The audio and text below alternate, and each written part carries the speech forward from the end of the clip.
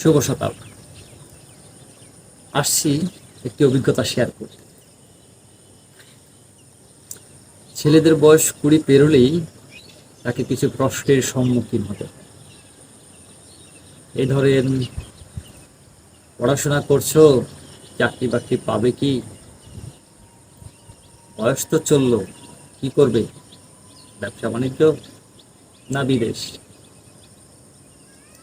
আমি আসলে জানি না ওনারা বয়স বলতে কি বুঝান, তবে যাই হোক, আমি ওনাদের প্রশ্নের উত্তরে জীবনানন্দ দাশের কবিতার দুটো সাদাসিধে লাইন বলে দিতে চাই।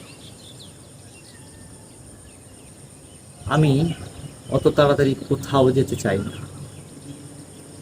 আমার জীবন যা চায় সেখানে হেঁটে হেঁটে পৌঁছাবার সময় আছে।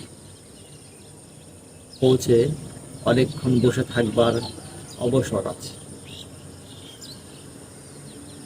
জীবনের বিবিধতার সফলতার উত্তেজনা অন্য সবাই বহন করে করবে, আমি প্রয়োজন বোধ করি না। আমি এক গভীরভাবে অচল মানুষ, হয়তো এই নবীন শতাব্দীতে নক্ষত্রের নিচে। ধন্যবাদ।